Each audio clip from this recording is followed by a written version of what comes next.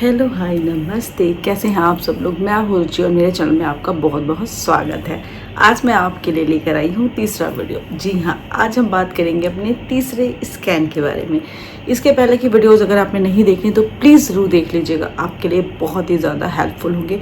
तो सबसे पहले मैं अपना छोटा सा एक इंट्रो दे देती हूँ। मैं हूँ रुचि और मेरी एज 38 की थी जब मैंने अभी 1.5 साल पहले कंसीव किया था। तो आप समझ सकते हो कि इस एज में प्रेगनेंसी कितनी ज़्यादा रिस्की होती है। अब ये मत मुझसे कहिएगा इतना लेट प्रेगनेंसी क्यों किया, कुछ दिक्कत हो जाती है। जी हाँ, मुझे एक्टोपिक प्रेगनेंसी हो गई थी 2020 में।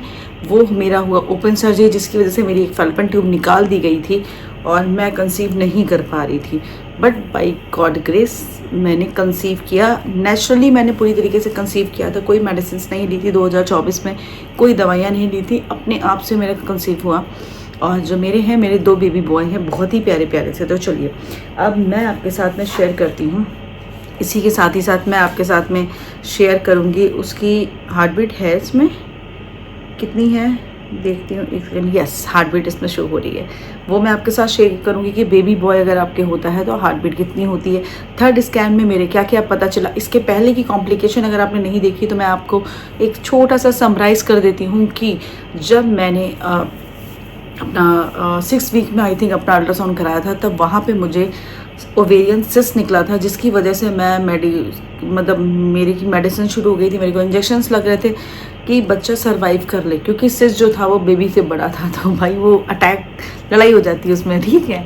तो थोड़ा सा रिस्की प्रेगनेंसी उस टाइम पे हो गई थी। उस टाइम मुझे भी बहुत टेंशन हो गई थी और मैंने अपने आप को सोशल मीडिया से पूरी तरीके से कट ऑफ कर लिया था। मैं बस अपनी ही दुनिया में खुश रह रही थी, बहुत ही मस्त थी। और सेकेंड प्रेगनेंसी यकीन मानिए बहुत खूबसूरत होती है, क्योंकि उसमें आपका जो बेबी का इंतज़ार 1% और करता है, वो है आपका बड़ा बच्चा।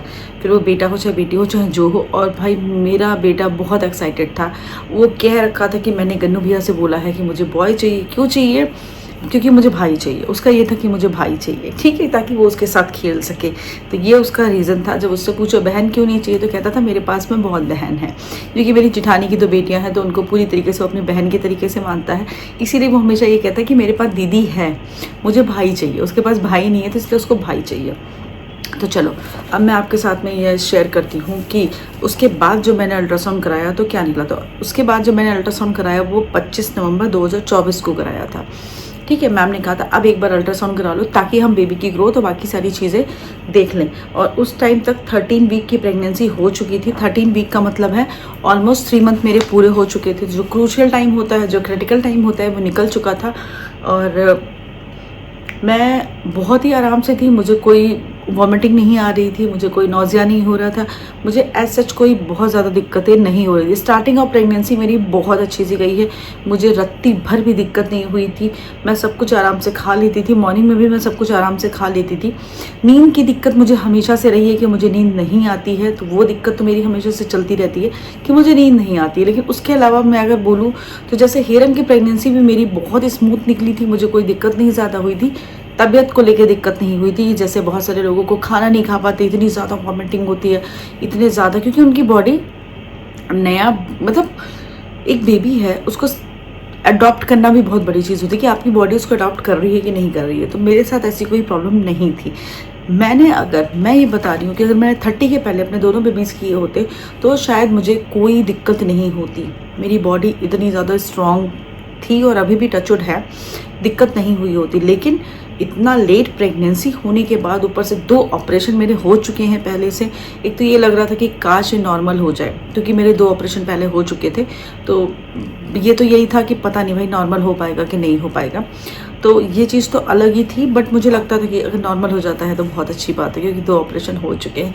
और दूसरा ऑपरेशन के बाद मैं काफ़ी वीक हो गया, मेरा बॉडी काफ़ी वीक हो गई है। मुझे मतलब कमर में बहुत ज़्यादा दर्द हो रहा है, बहुत जल्दी वीकनेस आ जा रही है, ये सारी दिक्कतें मेरे साथ चल रही थी।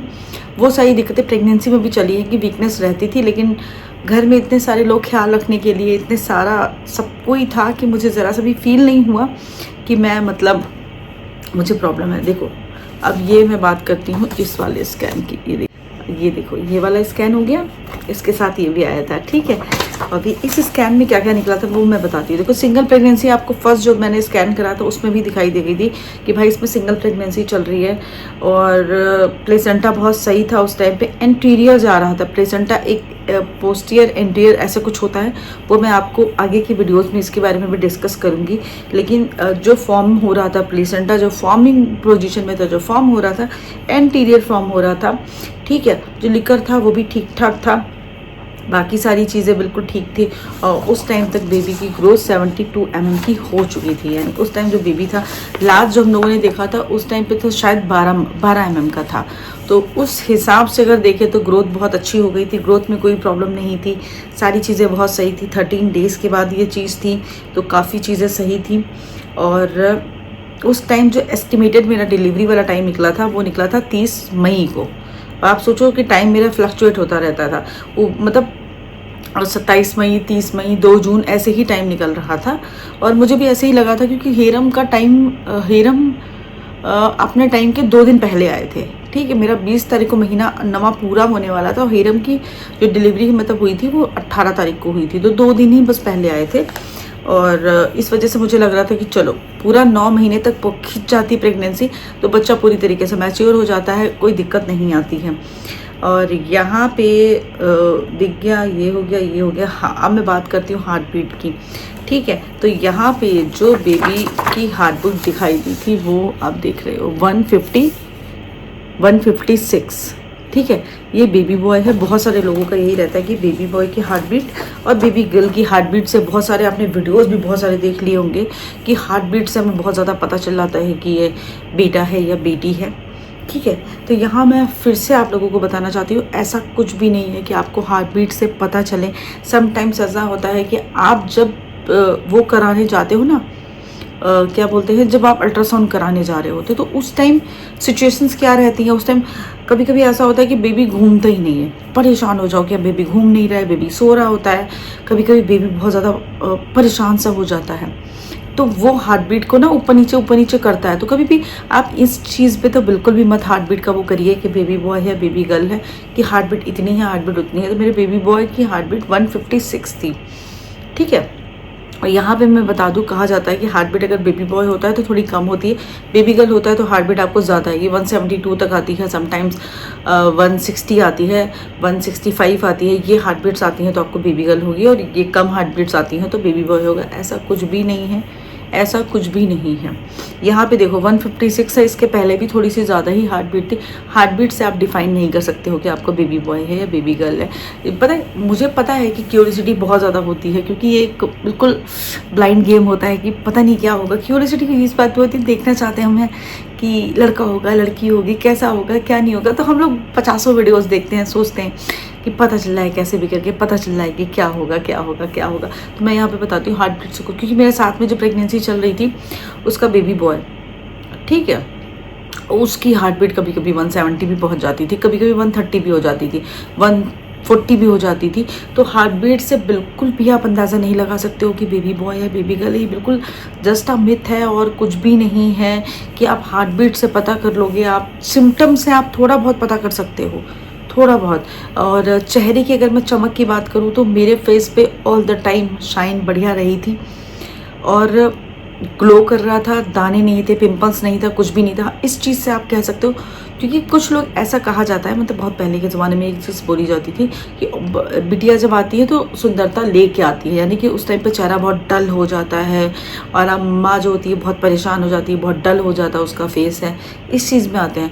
लेकिन अगर आपका बेबी बॉय है और तो काफ़ी सारी चीज़ें ठीक ठाक रहती हैं, चेहरा बहुत ही ग्लोइंग रहता है। मेरा भी बहुत, मेरा लास्ट 9 मंथ में आते आते क्या होता है कि गले के पास ना ब्लैक से निशान हो जाते हैं। ये है मेरे साथ। मैं एक काम करूँगी, मैं एक अलग सेपरेट वीडियोस बनाऊँगी जिसमें कुछ सिम्टम्स का है वो मैं आपके साथ ज़रूर शेयर करूँगी। जो मेरे 2 प्रेगनेंसीज रही हैं तो ऑब्वियसली मैं आपके साथ शेयर कर सकती हूँ, वो मैं आपके साथ ज़रूर शेयर करूँगी। उससे आप अंदाज़ा लगा सकते हो अगर आपकी प्रेगनेंसी चल रही है। अदरवाइज़ सिर्फ और सिर्फ हेल्दी खाइए और आराम से अपना, मैं ये कहती हूँ बस मेंटली आप फ्री रहो, जो भी खाओ बिल्कुल भी ये सोच के मत खाओ कि ये मुझे नुकसान मैंने ये अपनी लाइफ का बना रखा है कि मैं कुछ भी खाती हूँ ना, ये सोच के खाती हूँ ये मेरे को फ़ायदा करेगा। मैं बिल्कुल भी ये सोच के नहीं खाती ये मुझे नुकसान करेगा, ये गंदा होता है खाने में, इसके इतने साइड इफ़ेक्ट होते हैं, ये होता है वो होता है। क्योंकि हम जिस एनर्जी के साथ उस फूड को अपनी बॉडी के अंदर डालेंगे वही एनर्जी उसके बाद में दिखाई देती है। मैं हमेशा ये चीज़ अपने बच्चों पर भी अप्लाई करती हूँ। अगर मेरा बेटा कुछ भी खा रहा होता है, कोई अगर टोक देता है इस टाइम तुम उसको ये खाने को दे रही हो, ये ऐसे क्यों खा रहा है, मैं बोलती हूँ भाई टोको नहीं। जब टोका जाता है तो ही बच्चा बीमार होता है। अदरवाइज़ मैंने देखा है कि भाई वो बहुत ही मस्त रहता है, खुश रहता है, उसको जो जिस टाइम खाने का मन करता है मैं उसे खिलाती हूँ, मैं उसे देती हूँ। मैं खुद का भी यही हूँ कि अगर मुझे जुकाम है और मेरा आइसक्रीम खाने का मन है तो मैं खा लेती हूँ। मेरे अपने लॉजिक है, मेरी अपनी बॉडी है। मैं भी शायद क्योंकि मेरी बॉडी रिएक्ट नहीं करती है बहुत जल्दी, मेरा इम्यून सिस्टम काफ़ी स्ट्रॉन्ग था, बचपन से मेरा इम्यून सिस्टम काफ़ी स्ट्रॉन्ग रहा है, जिसकी वजह से बहुत सारी बीमारियाँ जो हो जाती हैं बट मुझे इफ़ेक्ट नहीं करती हैं। और प्रेगनेंसी के टाइम पे इसके बाद मुझे जो शुगर हुआ है भाई, उस पे तो किताबें लिख जानी है। मैं इंसुलिन तक मुझे लगा है, डेली 2 बार इंसुलिन लगता था। मैं रोती थी, लिटरली मैं उस टाइम पे रोती थी और मैं बस यही सोचती थी यार ये मेरे साथ ही क्यों हो रहा है, ये मेरे साथ ही क्यों हो रहा है। मुझे बार बार यही एक चीज़ लगती थी कि ये मेरे साथ ही क्यों हो रहा है। तो वो जो पल होता है उस पल पे आप रो, परेशान हो, वो इमोशंस हैं, वो रिएक्ट करो।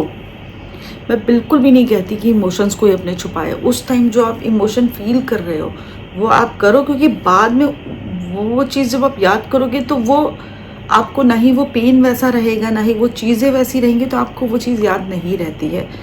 उस टाइम भाई मेरे को बहुत दिक्कत थी, लेकिन अभी जब मैं फील करती हूँ हाँ ठीक है कोई दिक्कत नहीं थी, अभी मैं बोलती हूँ कोई दिक्कत नहीं थी, बट जब थी तो फील करी है मैंने। तो ये था मेरा 3rd स्कैन जो मैंने आप लोगों के साथ में शेयर किया, और ये भी दिखाती हूँ यहाँ पे।